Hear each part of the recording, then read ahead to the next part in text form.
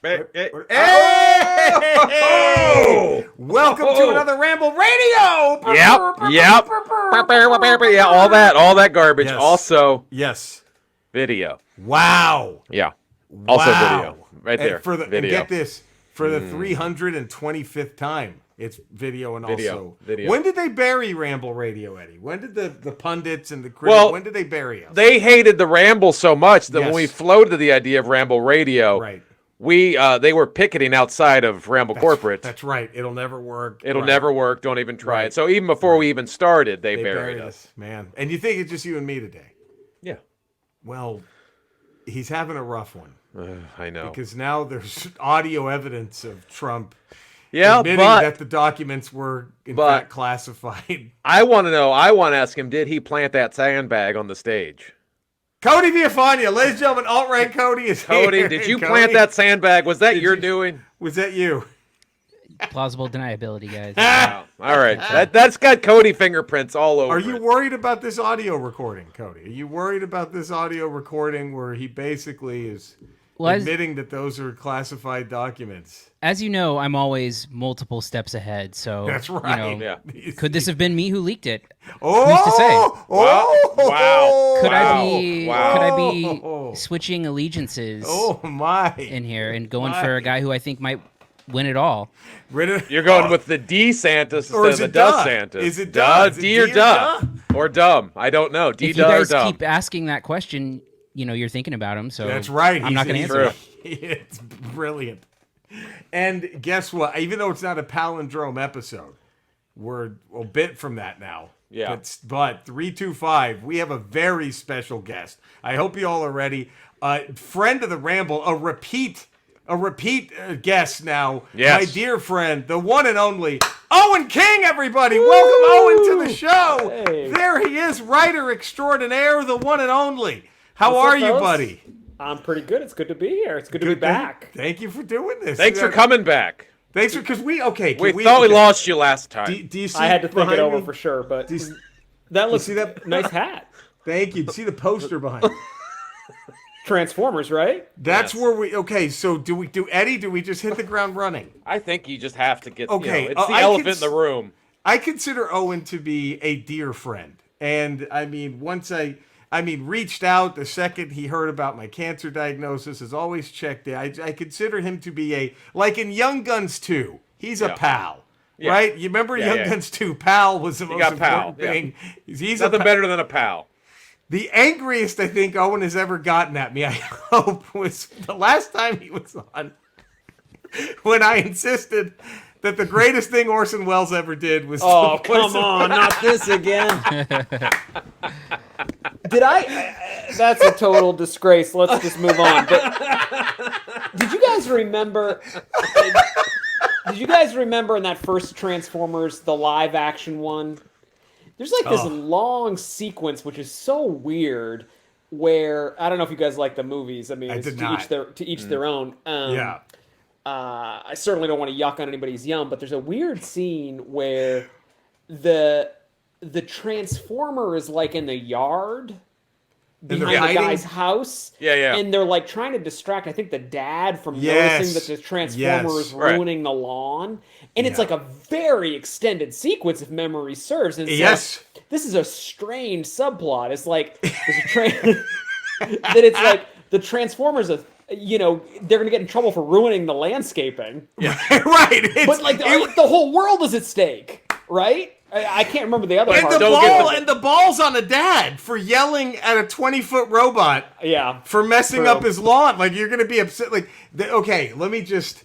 He just found out that there is life outside of Earth. There is intelligent life outside of Earth, and it happens to be mechanized robots. And they're in your yard. Yeah, intelligent life robot cars, and he's yelling about his lawn.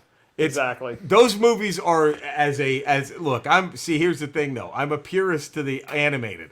I think those live action films are absolute garbage. The Bumblebee one was okay, so I have hopes for this new one because it's the same people who did Bumblebee. Cody though has he has scenes from all the Transformers movies tattooed on his stomach. Yeah. Course, which is very weird. Cody's a big he's big. Is that several scene you movies? That's a lot of tattoos. A lot of Cody's tatted up, man. His favorite one was the 5th one with Anthony Hopkins. Yes, he has a whole tattoo of Last Anthony night. Hopkins. Well, I was gonna ask, like, is that scene that you described any better or worse than the Transformers with Mark Wahlberg, where there's that scene where he's breaking down, where one character is breaking down the Romeo and Juliet law, which explains why this character's dating a 17-year-old, and then he pulls out the card that like has the law printed on it or whatever. Do you remember God. that? That happens in a Transformers. I don't even. Oh, yeah. Oh my God. Well, See, if anybody knows, it's Cody. Yeah, if anyone knows, it's Cody. So, Owen, Cody is a film critic, Yeah. and we give him a lot of shit because he's never seen any movie made after like 2003 and before. He's never seen any movie made before 2003. So we give him a lot of shit, and we actually made him as part of his own Cinesnob podcast. Eddie made him watch the animated 1986 Transformers movie, and I made him watch the G.I. Joe one. I think right, the 1987. You guys always. It's the Transformers one's the one with the song, right? That they do. Yeah, you got the touch. You got the power. Yeah. You got the power. Look. Now here's why. By the way, Owen, before you get upset again, supposedly Orson Welles loved being Unicron. There was a thing like one of his biographers or something like said he was. It was the really- word. It was the last word he said before he died. Right before he died was at least I was Unicron. He went And then he Unicron. checked out. Unicron gave 2 thumbs up and then slumped over like Michael in Godfather 3. But no, he apparently he really enjoyed it. Like he was like, it was so much fun. I got to be like this giant evil monster kind of thing. And so I think that was his way of backing up my statement. Well, maybe I should watch it. I haven't seen it. I mean, I liked it when I was a kid. Is it good? That's good. What do you mean? It's incredible. Don't look at Cody. Don't look at Cody. No, Cody's like it's not good. Eddie, It's it's good. incredible. It's still amazing. holds You're up. asking the It's two amazing. wrong, the most wrong people you could possibly ask for that. I mean, do you remember seeing it in the theater, Owen, or did you see it on home video when it came out? I think I saw it in the theater. What year would that have been? 86. Yeah, I saw it in the theater. Yeah. I remember Shocking when the truck robot dies. Optimus Prime, Owen. Yes, and it was Truck shocking. robot. Yeah, that was shocking. Well, they all died. I don't know. Like 90% of them died in the first 5 minutes of the movie. That's and right. Half your toy collection is wiped out. half in your the first toy 5 collection is just dead. before you're out of the first act. And it was funny. I was with Andrea's nephews over the weekend. They came to visit her parents who live like down the street from us, and they were watching a Paw Patrol movie. And I wanted to be like, you lucky. Imagine if all 5 of these dogs died in the first 5 minutes of they just got murdered, and then just to introduce new dogs, like that's why they killed off. Do they bring the Transformers back?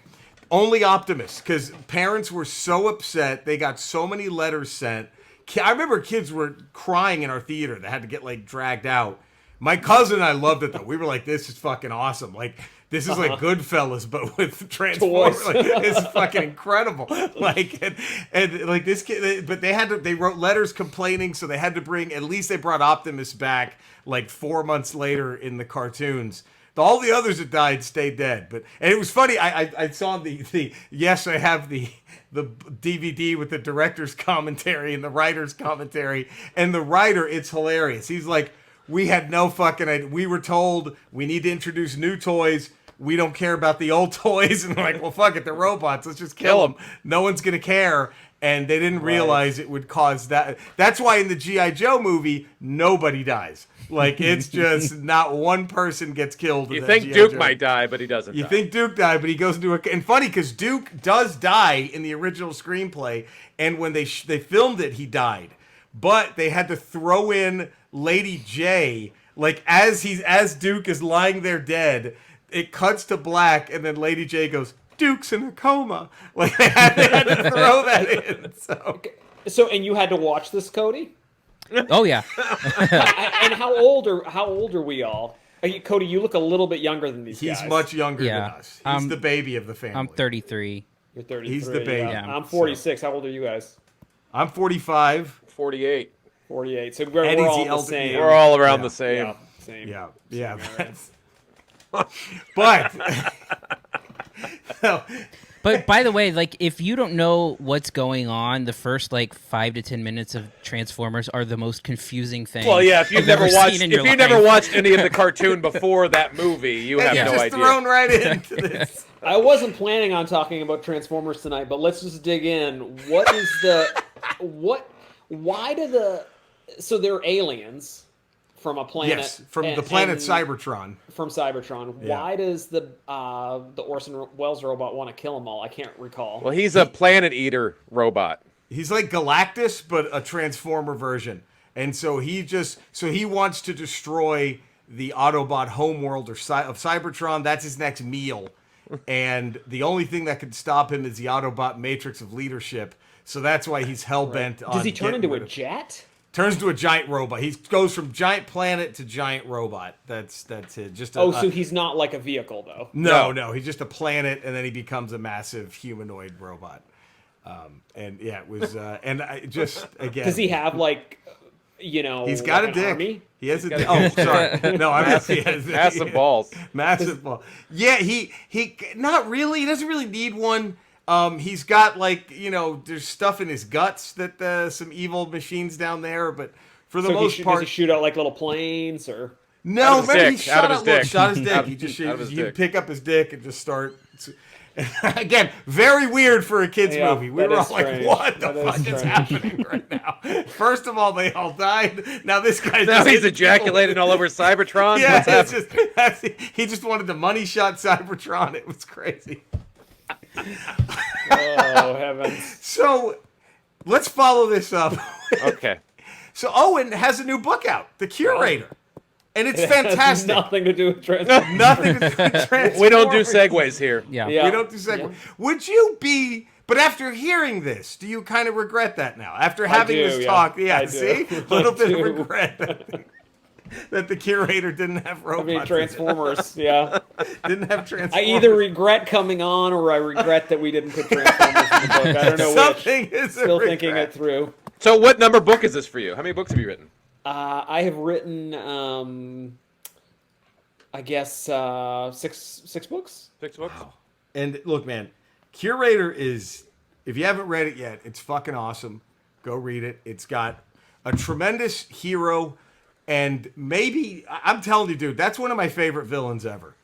That is an all-time villain, is the villain of this story. It's just, I told you about this when I was reading him. Like, I just loved how the guy was so absolutely psychotic, but yet at the exact same time, just like the ultimate gentleman in certain Respects. scenarios. And even when he's talking to people he is about to psychotically murder, he's like the ultimate gentleman. I thought that was just so unnerving and creepy of a villain. Like, I guess my question is, I finally get to ask you about it. When you're writing a character like that, do they come out of the oven that evil, or is that something that evolved over? Like, were you just like, wait a minute, this guy is way shittier than I thought? No, well, I was thinking, when the book has to do with a revolution, and Yeah. I think a lot of times when there's an enormous amount of upheaval in a country and a new regime has come forward, a lot of times, like the background checks aren't exactly in place. Right. And someone deeply inappropriate to a task can find themselves with it. And so this particular character is supposed to be doing like exit interviews, Yes. basically, for people who worked for the old regime. But instead, he is a serial killer, and he's killing these people, but also treating it as like an opportunity to try to figure out what human beings are, because he himself, there's something missing from him, Yep. And I think that's a kind of a classic serial killer trait, which is a lack of empathy and sort of a core confusion about other human beings, and Just curious about how other yeah. human beings interact with each other, and exactly. Wow. He doesn't, Yeah. and that's part of. I think that's like central to his not nice, except that he's killing people, but Right. he's very He's much cordial like, about gee, it, yes. Yeah, he's very much like, so what's your story? You know, Yeah, it's so creepy. as I'm pulling off your fingernails, you know, Yeah. like what is it that you're interested in? And he just doesn't get it. And so I hope that there's, I mean, I try to, I'm not really sort of interested in a character that's, you know, all good or all bad. I hope that there's like a certain Right. amount of pathos because he's so incomplete Yeah. as a being. Oh, He just God. He's wanting to know why Yes. you function the way you function before he kills you. he's totally he's doing evil, it. but there's Yeah. also Yeah. something really pathetic about the way that he Right. lacks this you know, very you know, elemental human trait, which is sort of an ability to realize that other people feel things too, you know. And I don't want to. I'm not going to try to spoil too much here, but personally, it was one of those few. Well, there's just a few novels, but when they hit you, right? Like when something really connects with you, it just does, and it's in such a beautiful way. Like I was reading this book as I was going through chemo, and not to get so dramatic, but the chemo I felt was killing me at this point. I was completely bloated. My hands were gray, like they were just gray, like all the time. And it was just, I felt hopeless. And I see how people like, you know, I was talking to my friend Christella, who was just on a few rambles ago, but you know, we talk about like how certain people, you know, you just kind of give in. And it's like, you know, I've had family members. It's like, oh, well, I have cancer. Well, I guess that's just going to kill me. That's what I'll die from. They just kind of accept it. And I was almost at that point in the middle of this chemo. And then there's a moment when a character in the book knows that this person is going to kill them. They've settled on it. And then close to when it might happen, they're like, no, fuck this. And that was just... It was great. It was just a very incredible and inspiring moment. It was just, and it's. I thought it was just very impressive that that you were able to have a moment like that when it like, and it was so fresh and original, and yeah, it's just I don't know, like it's just it was fucking awesome. So yeah, Thanks, man. That means a lot to me that you got something out of that when you were struggling so much. Oh, thanks. Yeah, of course. Yeah, it was fucking amazing. Yeah, it was really, really good. And before I forget, we have a listener who's a fan who had a question for you. All right. Hey. This is from Zach Dahlem, and Dahlem. I'm going to read it verbatim. Okay. The dolls, as we call them. Dolls. We try to give. Is this a regular listener of the show? Yeah, I think so. Yes, yeah, it is. we try to give everybody. I don't know how this started, but we try to give everyone a Bryant Gumbel HBO Real Sports nickname when they email us. Okay. So he had Jim Lampley, and he go, "Lamps, what you think about that? Lamps." Lamps. So now everyone who Lamps. emails us, we get dolls. Dolls. So Dahlem says, I want to know how Owen and his father collaborated on Sleeping Beauties. Sure. Did they trade off chapters, each one write a certain character? That was his question. How did that work, doing a collaborative novel with your father? It's interesting. What we did was, he had told me something about, he had written these two books with Peter Straub, and he said in the second one, which is called Black House, that Peter had said to him, and you know, we lost Peter early in the year. Yeah, very sorry about that. Such a great guy, an incredible writer. And Peter said to my dad, he said, I want you to try to write a little bit like me, and I want to try to write a little bit like you. Oh, that's because he interesting. felt like, I think with the first book that they had done, that maybe some people could tell Who was writing what. who had written Yeah. certain Yeah. things, not all of it. And I thought about that, and I thought to myself, well, you know, if I'm going to do this book with him, I really don't want.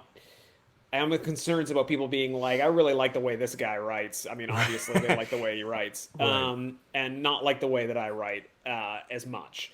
And so what we did was we would switch off with chapters, but we would always leave a space. So like, if the chapter has like 5 parts, you know, I'd leave like the second part empty, and Yeah. I'd just write him a note. I'd be like, well, this is we talked about this. This is where this, and this should happen. And I was thinking about this. And then I would finish the chapter, and then it would be his, and he would do his polish on the chapter, but he would also write to fill that space. So he would connect. You would leave a spot, and he would try to connect from 1 to 3 with the second part. Interesting. Yeah, but it would always be a different hole. Right, I wasn't leaving like the second part of the chapter. It was always something different. Sometimes I'd leave. I'd be like, I'd start in the second spot, and I'd be like, I just want you to write the top of this chapter. And get it to this point. Yeah, or the end of it, or whatever. And so we would always, and he would do the same for me, so that, it made it hopefully really difficult for somebody to figure out who would. Because I couldn't tell, to be honest. And I've read a lot of you. I don't know if I think I might have read everything you've written, and I've definitely read pretty much most of everything your father's written. And I couldn't tell. As I was reading them, I would try to play that game. Like, I wonder who wrote this. You know what I mean? And I could not tell at all. But I mean, you guys have all. You guys are all writers. You've all collaborated on things with people, and you know that you have to like be open to the other person. Scrambling the eggs. Right? Yeah. I mean, you have to relinquish control a bit, and then vice versa too, to collaborate anyway. Well, to that point, and the last thing the three of us collaborated on was our alter egos. Are the #1 radio show in the tri-state area called Jizz Talk, and we did a Jizz Talk Christmas this past December. And so I guess did you write it in advance? Oh yeah, we planned it out, and then we just went through as much of Jizz Christmas carols. Yeah, we so just is this like a parody of the Morning Zoo crew? Kind of, yeah. The Jizz Talk guys. But where a Morning Zoo crew would go, okay, this is enough of this joke. We just plow through that and keep going. We just get safely to the other side. Right, absolutely. Yeah. So that's probably not as well received as Sleeping Beauties, but no, I don't think so. I'm proud. Jizz Talk Christmas. You guys are selling it short, I think. Yeah, I'm proud. Have you guys given Jerry a hard time for leaving LA? Because Eddie, you're still in LA, right? I'm still in LA. Yeah. And Jerry, did you retreat to Orange County? He's behind the orange curtain. Orange curtain. I had to come, dude. Okay, this is when I knew. So it wasn't too bad when I left the gym when I first moved here like 2 months ago. My first time going to this gym. I'm leaving, and there's a pickup truck, and I'm like, oh great, But the bumper sticker said "Veterans for Biden," and I'm like, okay, all right, I'll take it. And nothing too bad, but let me make sure fuck, I don't give a fuck if they're open. Fuck this guy. One of my neighbors one time, Andrea heard him. He was outside by his Jeep that's painted military green, and he's got like, all he thinks he's serving currently. Yes, he thinks he's and then he was out there. If this guy's listening to the Ramble right now, he's going to be coming through the door. Oh, he's going to be firing. Lights are going to go out and the smoke bomb's going to go off. And he said, I think, I don't know, this might be top 5 saddest thing I've ever heard in my life. From what he said, he goes, quote, Siri, play some Kid Rock. That is a sad set of words. Oh. Yes, and I don't think Siri complied. Andrea said he had to keep asking. I think even Siri was like, "What are you gonna fucking do? There's billions of me. Get rid of me. I'm not playing that shit." Like, I don't understand. Like, that's maybe she had to. Cody, have you seen Blood Simple? Coen Brothers' first one. I can't. I don't think I have. I think that's one of the see it, man, like, 2 Coen Brothers movies I haven't seen. There's a part where, spoiler alert, but M. Emmett Walsh punches through the wall. So good, point, and it's so good, and that's what I was thinking was going to happen to Jerry a second ago. Oh man, Blood Simple is so good, yeah, so good. Oh my god, so good. Let's see. Let's just keep playing this game. Cody, Rambo. Oh, you Jesus seen Rambo? Christ. Rambo? First Blood Part 2. I think I actually have. Okay. I think I actually have. Yeah. Cody's seen Cobra. We know that. I have You've seen Cobra. Stallone's masterpiece. Well, Cobra. we should tell Owen about the we have like a separate podcast called Good Willow Hunting that we haven't done for a while. Yeah. Which is all about Cody's never seen Willow. Because I've never seen Willow, and and you should go back and tell Owen all of the movies that you've made me watch as part of that. It's nothing prestigious or good or watchable. It's Wait a Cobra. minute, there were some classics in it's there. just Eddie and Jerry's childhood touchdowns. that Yes. you've had to- Yes. That's exactly. That's exactly This what it is. Tango and Cash, Cobra. Tango and Cash, Cobra. What else has been on there? Ice Pirate. Has Ice Pirates been on there? No, we haven't done Ice Pirates. should do yet. Ice Pirates. We need to. We need to do Ice We've Pirates. done some comedies though. We've done some comedies that Cody was all right with. I think, if I'm not Yeah. mistaken. We have. Guess what? Guess what? He hasn't seen any of the fucking Back to the Future movies. Oh, that's not true. I haven't seen 2 and 3. Oh, okay. All right. Okay. Woo. Oh. I can't remember anything that happened. I mean, he goes to the Old West. That's 3. Yeah, that's part 3. And That's part 3. he doesn't he get the magazine that says the Cubs win in the second one? That's part 2 when Biff Sports gets the Almanac. Sports Almanac. That's it. That's all I remember is those two things. Come on. And they only missed it by a year. They only missed it by a year. They only missed the Cubs by a year. It's I think it was true. 2015, but they Yeah, won I in think they said 2016. 2015. Yeah, that's something right. like that. They missed it by Do a you guys year. like that I can remember like 3 things about every movie that I've seen where it's like, That's pretty good. yeah, he's a truck. They mess up the lawn. Robot truck. The Cubs win. Wait, so then, wait a minute then. it's a Cowboys movie. So, judge it. So then, Owen, no offense, but the ball's on you to argue that Transformers isn't Orson Welles' best thing. Because do you remember anything else he's been in?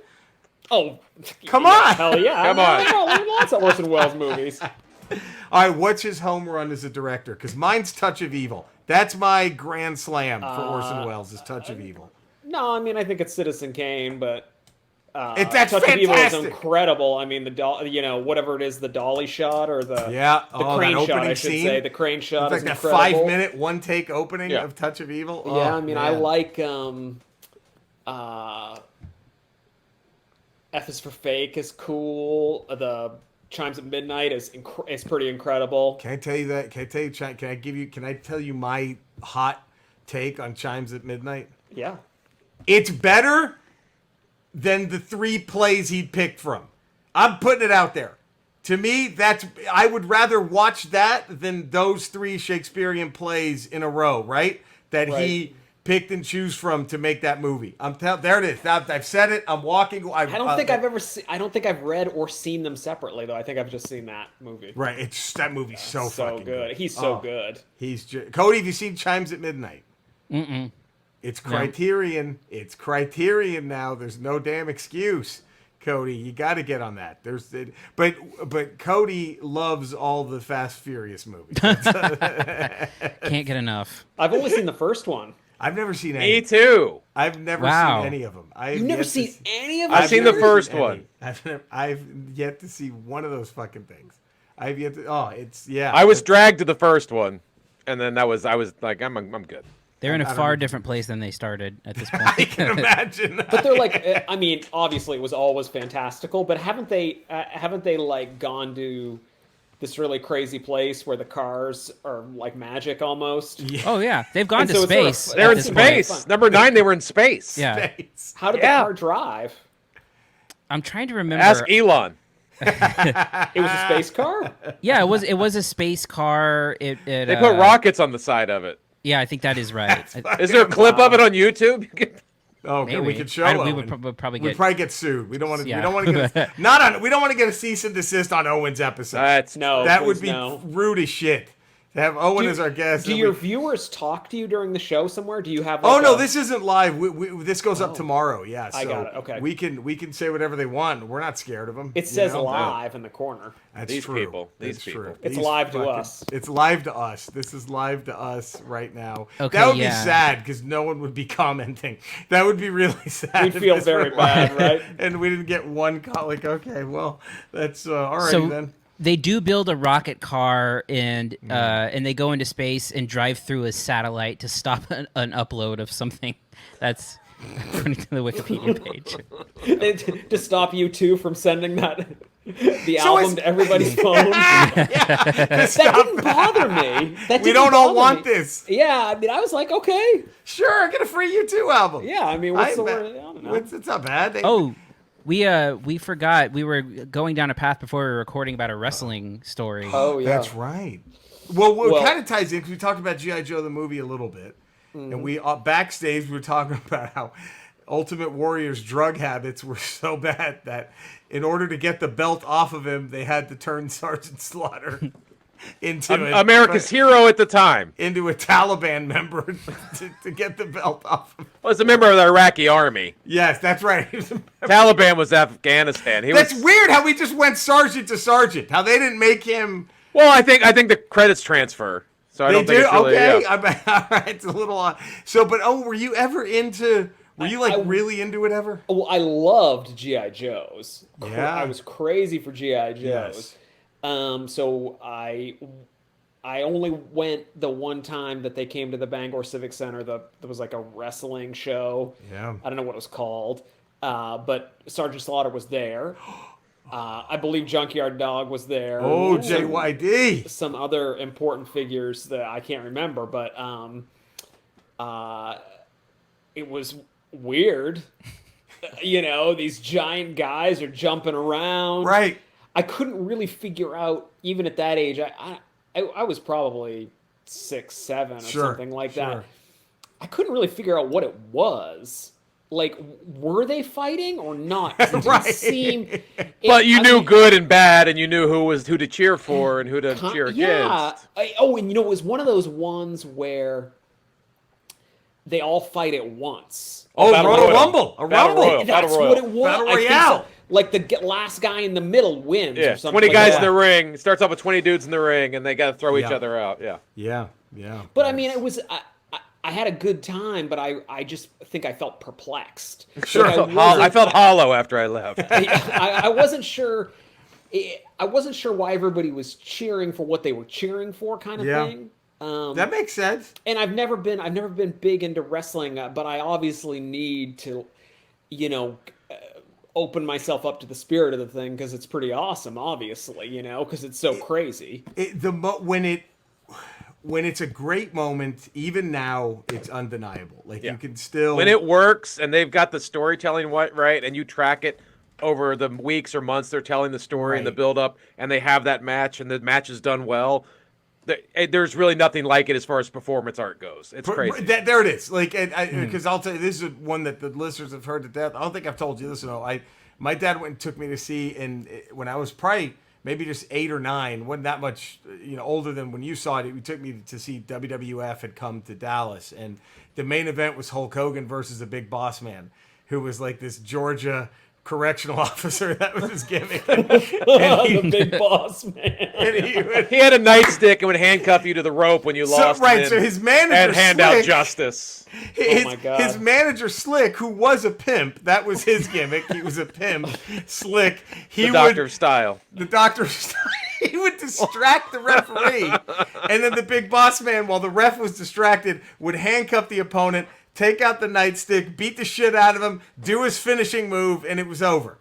And then the referee turns around and turns it's like, around yeah, and it's 1, 2, he 3. missed the Doesn't whole have thing. doesn't have time to notice the guy's handcuffed, and so it was funny. But my cousin and I, who's about the same age, we go and we were telling ourselves before the main event, we were just Hogan can't get cuffed. We were like, if he could just if He the can avoid the referee. cuffs. If He the can avoid the referee cuffs. just doesn't pay attention to Slick, if he doesn't get cuffed, I think he's got this. Like we were, and then sure enough, Hulk Hogan gets cuffed, and Big Boss Man beats the ever-living shit out of him, does his finishing maneuver, and I'll never forget, as the referee hits the 2 count, my cousin Eric, we just did the halfways hug, and he just put his head on my shoulder like, I can't believe it. We came all the way out here, and Hulk Hogan's going to lose. And right as the ref is coming down for the 3, Hogan shoots out of it. He stands in the middle of the ring. He starts shaking, and boom, he snaps a handcuff into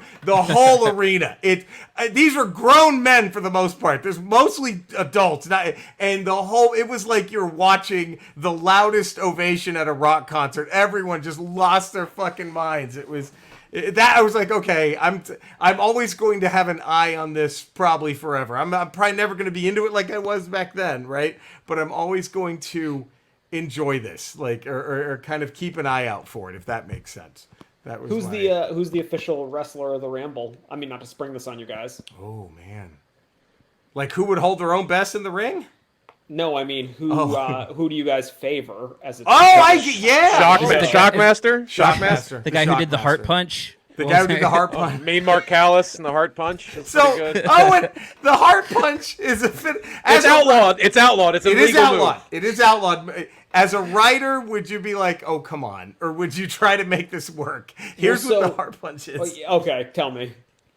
You take the guy holds the other guy's arm back like this, right? Holds his arm back like this, and he punches him where his heart should be, and it stops the guy's heart for 3 seconds. So the guy's dead. Exactly 3 seconds. Exactly for the 3 count. I kind of love it. What's the guy's name? Shaw? Sean Stasiak was the first guy, wasn't it? Mean Mark Callis did it for a while. The guy who then became the Undertaker did it for a minute. That was his finisher. The heart punch. The Shockmaster is a great one. Have you ever heard of the Shockmaster, Owen? No. Do you want to see, Cody? Can we pull this up? Do you want to see the debut of the Shockmaster? It's the most infamous moment in pro wrestling history. Did we get a video taken down the last time we showed this? Oh, that's right. Never mind. So, I can do it. I think I could do it without audio and it'll be fine, but I don't think it's got the same effect. It doesn't without have, audio. so we'll just I'll tell look it Owen. up. I mean, I feel like you've... Look it up, and But you cannot. It's don't just pay attention to Shockmaster as he falls coming through the wall. That's not the point we want you to look at. Don't also pay attention to that. His helmet is just a stormtrooper helmet with silver glitter. That's not the point. The point is the other wrestlers standing there that have to continue to sell what just happened. Some of the greatest acting. The wrestler Sid Vicious deserves every... Not the punk rocker, the wrestler. Not the punk rocker, but he Sid deserves Vicious. every acting award under the sun for holding it together as this lump of shit he's supposed to be charging through a wall. He trips. He falls. His helmet comes off, and he tries to put it back on. And Sid Vicious never breaks character. Sid Vicious is like, "You don't scare me." Like, I'm like, how is it not Morgan happening? Freeman is yelling cut. Yeah, Morgan Freeman's like, "I can't do this." Meryl Streep is like, "Shit, I need another take." Sid Vicious is like, he's got it. It's incredible, dude. It is. I had another. I think I asked you this before about the curator when you did the Q&A with our dear friend Tom Bissell, also friend of the Ramble. You guys were both on last time. They were both on at the same time. It was a Tom Owen double team. It was incredible. And so how? I asked you this, but I'm going to ask you again. Sorry, because I don't know if our list is when you finish something like The Curator, which is such, I think, a very epic story, and it's like fucking Tolkien, man. Like, you have this world that you created that is there, and it seems like it could be gone back to if needed. Like, does the world end when you're done writing it? Or are there still, like, do you have, like, and maybe something that's not even tied to the plot of what we read, but are there other little things that are, like, kind of like, hey, don't forget about me, I'd be a good idea? Like, does that ever happen when you create, like, an actual immersive world like that? Like, yeah, I mean, I never created one as big as this, but I do have, like, another idea for something that's sort of, set in the same city. Yeah. With a character that just crosses through very quickly, and I had an idea. I don't know that I will write it, but it was something that I thought about. It would be shorter, and it wouldn't. Sure. The main characters from this story, the ones that survived, might feature a little bit, but they wouldn't be central. Right. So yeah, it felt big enough to hold another story. Dude, absolutely. I spent long enough in the, I think the hardest part. Of writing a novel is like establishing the way the book is going to sound. It's not so much making up the story. Interesting. Pretty easy to me, I think, and making up the characters is pretty easy. But like, how am I going to make it sound from the third person point of view? And I think I could get back into that voice pretty easy because I did it for like 3 years. It becomes part of you at that point. I would imagine. No, I have it pretty memorized, and so I think I could. If I wanted to write another book like it, I could just reread that one and I would be in the mood again. But I probably won't. I kind of like to move on and do something different. Yeah. Do you write every day? or do you make a point to write something every day, or like how do you keep it in tune, if that makes sense? Like as a I write every day for work for sure. If if you're being paid, of course, yeah. Right. Yeah, sometimes I can't, but every day I can write. I do, and Jerry probably heard me say this before, so sorry, Jerry. But no worries, man. I mean, one of the things that when I was a teenager and I was interested in writing, one of the things that threw me a little bit was like my parents, my mom as well is a novelist, and like they would go in their offices, and you'd hear them through the door. Oh, wow. Just like, and it was typewriters. Actually, it was like a rudimentary word processor at that time, and it just sounded like, aircraft defense fire, just for hours on end. And it struck me how, like, it was a real commitment. Yeah, like 8 hours a day of just solid writing. Yeah, and it seemed lonely. And and it took me a long time to get from, boy, I like writing stories and reading stories, but I don't know if I want to be alone in my room for that long, talking to nobody, but just with me. And then once I did sort of commit myself when I was in college, I started to, to write stories when I was done with whatever work I had to do or the reading or whatever, and I just would make myself do some every day. It did take me, I want to say like 7-8 years of like it not always being like second nature. Yeah. Like now it's second nature. To get regimented to do it. Yeah, I would still, even after I'd published my first book, I think there was still a little bit of, well, you got to go back and sit down. You know, not every day, but there would be a day like that every once in a while where I'd have to make myself do it. And now that's not the case. I just sort of drop into my chair and start writing because I've done it for so long. Right. But it is, I think that's that kind of, all kinds of different people have all kinds of different processes, but for me, it had to become second nature. I just think that for me,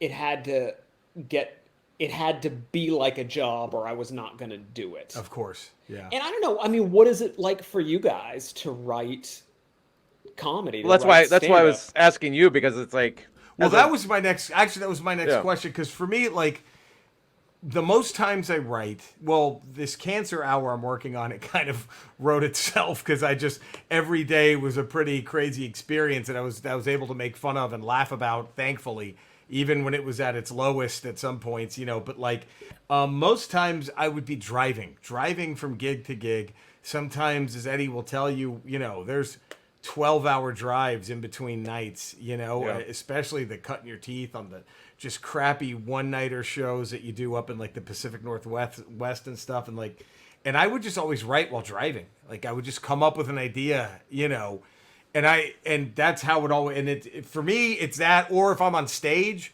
and I'm telling a joke and then something happens with a heckler and I come up with a line, then I could even sometimes use that response as like a nugget to create a joke around that. That was actually my next question for you, was like double feature has so many like outrageous moments, I think, and then the curator has all these epic moments. Like, is that where it starts? Do you just like dream up some crazy moment in your head and think, okay, well, fuck, how do I build something around to there's fit a lot this of into? riffing. Yeah, there is a lot of riffing. Like in the, I know like what the major points of the story are going to be, and I have like an outline of just like 7 or 8 things that are going to happen, and I know what I think is going to happen at the end. But like in the curator, there's the main character Dora. She ends up as the caretaker essentially of this strange museum called the Museum of the Worker, and it's such a great idea. I knew that she finds this little there's like a display case full of drill bits, because there's a display. All the displays have to do with jobs that people do in this Victorian city, and so she finds the display case full of drill bits, and there's like a drill bit for like crops, or like and there's another one for like boards, and they're different sizes. There's one for like digging coal and whatever, and then there's like a little tiny one for drilling meteorites. And she picks it up and she puts it in her pocket, and I knew that she needed to do that because it was going to be important. Right. But then right. once she had that, I thought to myself, oh, what if there was these standing stones outside the city, and what if the standing stones had their own mythology, and so like Yeah. people come from all over the world and they chip little pieces of the standing stones, and they're like tokens, the way that people in the 18th century might have gone to Athens and chipped off a piece of the Parthenon or something, right? That's so. And so that's spun out from and then those standing stones that are outside the city end up being important to the story as well. But that was just something I made up because she found this drill bit that got me thinking about You needed something really hard, like a really hard rock or whatever. Oh, that's And interesting. the book is full of things like that, where if you and all my stories are like kind of work on that principle where I'll come up with something that's important for the plot, and then that will suggest something else that I can use for the plot. That's great. Right? Yeah, and I'm of sure course. you guys have to operate. I mean, comedy even more so must operate on that principle, right? Because you're building your set off what people do in the audience, right? Right. Yeah, like I know with me when I work on a set, it's like my writing process. I'm rarely a guy that can just sit there and sort of write the jokes. I'll have an idea or a premise, and I'll take it up on stage like 5 or 6 times and just sort of flush it out as I'm doing it. And it's painful the first couple times because I don't even know where I'm going with it. Yeah. And then due to the responses I get from the crowd, I'll get inspired in that moment, and that's when I come up with the punchlines, and then I just write them down when I get off stage. It's a very weird process, but it takes me so much. It takes so long to write that way because there's so much trial and error to it because it's actually you have to perform it to see if it works. It's so strange. Right. Are you happy when you get that stuff, or are you? It's like it's like pining for gold. Frustrated that you couldn't do it for you're getting it from this particular audience, but it's the next audience that's going to see. Yeah, part of me wishes I could go back and be like, hey guys, look, remember that thing that didn't work? Yeah. This is what it's like now. This is what it's like now. You should watch it again, please. Like, but there's no other way. I mean, it's like a first draft, right? I mean, what do you got to put it out there. I mean, that's the thing with stand-up comedy as opposed to any other art or performance art. The practice is the performance. Yeah. That's like a musician can practice a song for hours before they put it in front of somebody. You cannot do stand up in your garage for nobody and see if it works. It's live. You can't. I mean, it's the practice is the performance for stand up, and that's what makes it such a difficult art form. I think sometimes. Have you guys ever done amazing with a piece that you've never practiced? Once in a blue moon. I did. An egg will crack open, fully ready to fly out. Yeah, I did. Now and again. I did a thing for Comedy Central back in 2006. It was called Live at Gotham, and you had to do 10 minutes. 8 minutes were evergreen, like your material you do all the time. That was your 8 minutes you got booked to do the show on. And then they wanted you to do 2 minutes of something topical you wrote that day. And so I wrote something that night before. I wrote something the night before, and I performed it the next day in front of an audience on TV cameras, being recorded for Comedy Central. The first time I'd ever said that joke out loud to anybody, and it was the last time I ever did that joke. But it went over so well. I still have the 2-minute clip of it, and I post it every once in a while. People get a great response from it. Like, oh, that's a great joke. I'm like, yeah, that's the only time I've ever done that because I was literally given the assignment. You guys have to write something tonight, and we're doing it tomorrow. I'm like, oh my God. And I did it, and it worked. And then I found out later some of the other comics just recycled some of their old bits and made them sound fresh. And I was like, sons of bitches. You fucking cheating motherfuckers. I was like literally sweating. Going right on stage, going, I gotta do 2 minutes I've never done before in front of a live TV audience. Right. Do you write it like, fully composed sentences, or do you just have like ideas and then, riff on it when you're out there? Unless it's something specific where you really know you want to hit certain words or certain phrase. Otherwise, it's just sort of like a general idea of what you want to say. Like, for instance, okay, I have a spot tonight. And I wrote this down, and I know what it means. So I wrote symptoms, CAT scans, pube shaving, and I know exactly what that means. Like I know what that is. You know what I mean? Like I know what exactly what to say, and I'll look at that. But stuff like that. Like how long are you on tonight? About just 10 minutes tonight. Just about, and then it's I'm just trying to get as much stage time as I can to work out this new hour. about the cancer. We'll see what happens. But yeah, like Is this a place you go to a lot? yeah, it's a club in Burbank called Flappers. They're all. I mean, all the rooms here in LA, thankfully, are pretty good.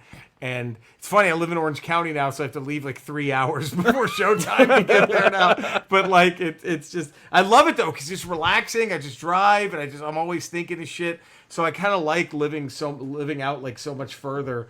I mean, of course, Siri play Kid Rock isn't fun, but Siri play That's a Kid long Rock. drive though. Like, what if?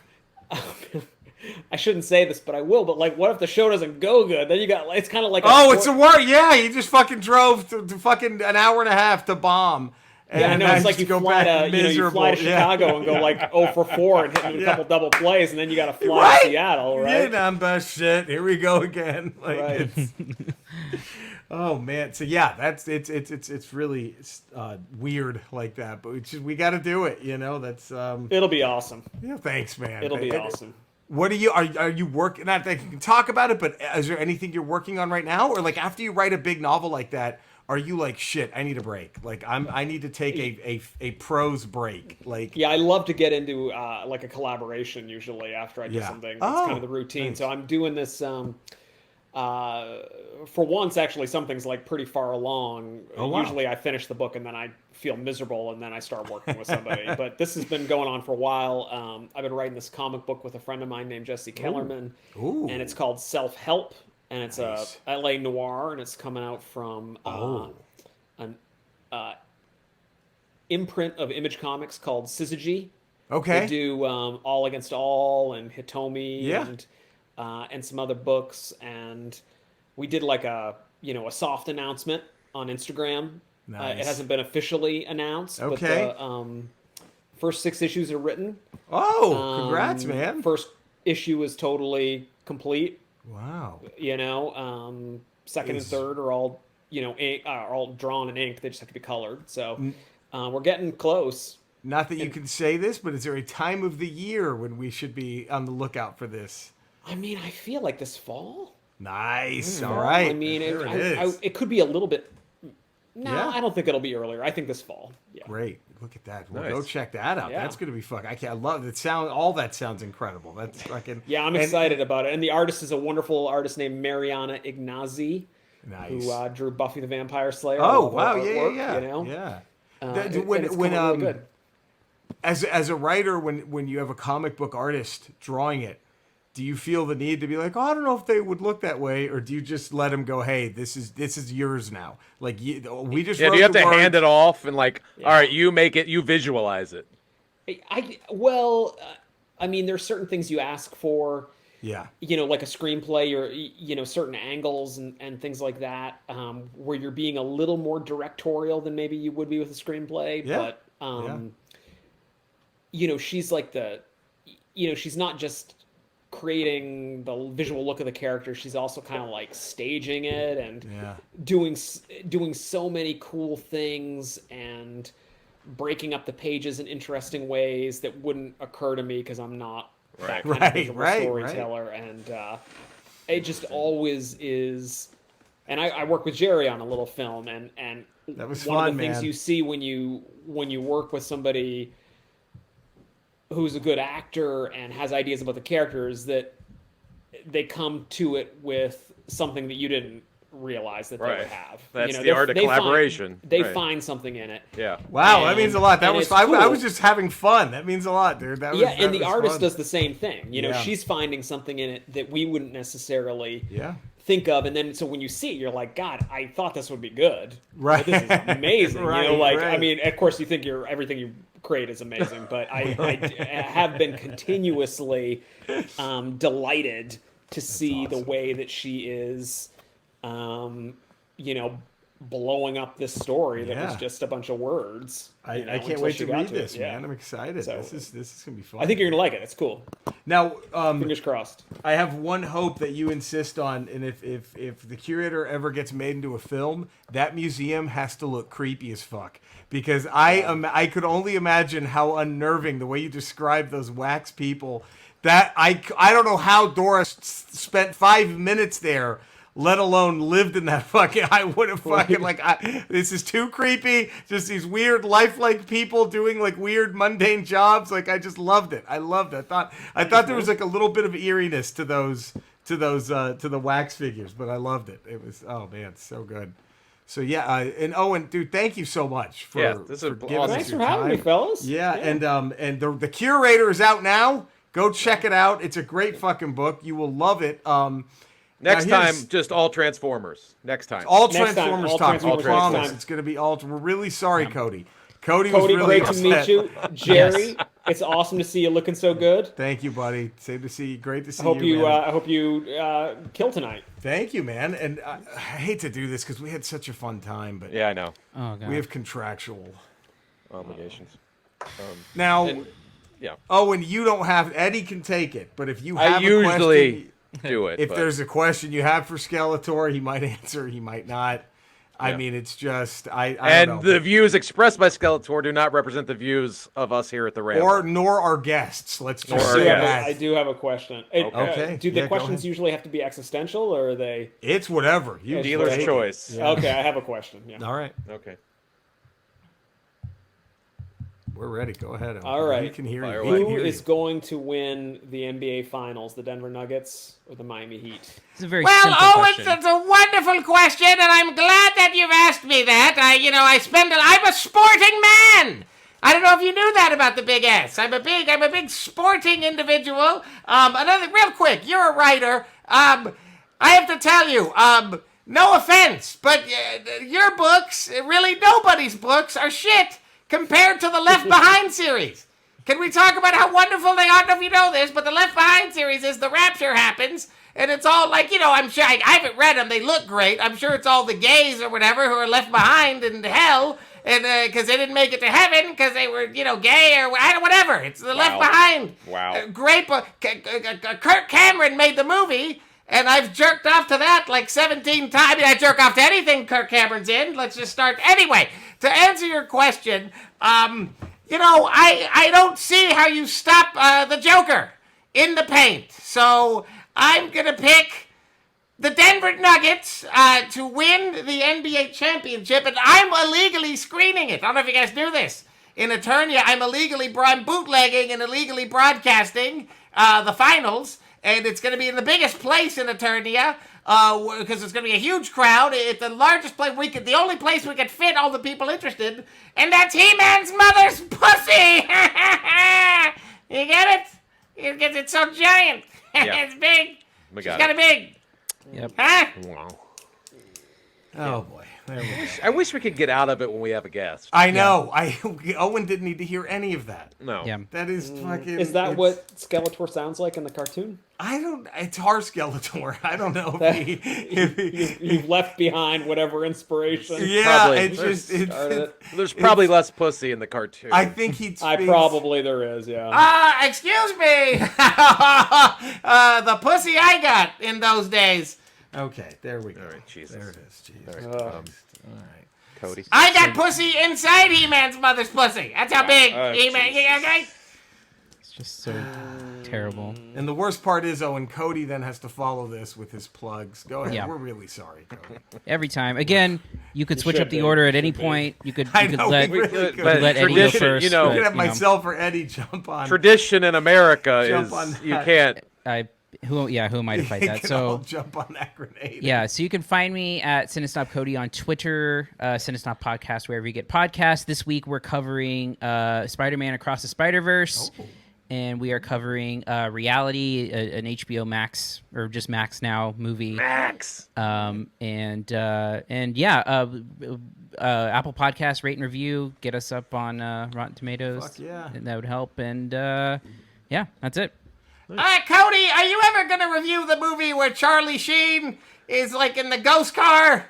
What the fuck's that one called? Eddie, you know. The ghost car. The Wraith. The Wraith. The A Wraith. great fucking movie. The Wraith. What about the one where Corey Haim has that dog who can type on a computer using a pencil? And they're on the run from the law. It's Airbud 5. Okay. All right. That's Cody, I'm sorry, buddy. Yeah, I Owen, mean, we're so sorry. So sorry. We're Owen. so apologize fucking again. sorry about this. Owen, have you read the Left Behind books? Okay, Owen, you don't have to answer You that. don't have to answer anything he asks. Skeletor, give us back Jerry. Jerry in there. Eddie, where can all the fine folk find you? 5 days a week, patreon.com, The Ralph Report, and then Tuesdays, Fridays, Ramble Radio, or Wednesdays, Ramble Proper. You can find me in all the Ramble places. You can find these young gents. Also, my Twitch channel, Retro Rocha, and my YouTube channel, Owen King. Where can all the fine folk find you if they would like to see more of your work and get up to date on everything you got going on? Yeah, I mean, I'm in the bookstore. I'm on Instagram, Substack. There it is. You can find there me. It is. Nice. Who do you have in the finals, real quick? Who do you have? I mean, I don't know anything about NBA basketball. That's why I asked Skeletor. But I Stop assume that it! But the Nuggets are really good, right? So probably Yeah. they're going to win. But Miami's that little engine that could all year long, so that's kind of where you might. I don't know. Hey, one last question. Did you have a chance to be anything other than a Red Sox fan growing up, or would you have been kicked out of the family? Because I had no chance. I had to be a Dallas Cowboy fan. That was it. Like, let's say when you were 5, had you been, It's I just like the Yankees. inconceivable. It's just inconceivable. So, you like, what do you anything think would else. have happened if you were told, like, your dad when you were 5, you know what, I really like the Yankees. Their uniforms look really it'd be cool. it'd be such a contrary, needlessly contrary thing to be. And also, like, who wants to be a Yankees fan? Well, no, of course. You know, True. Very true. I mean, it just doesn't.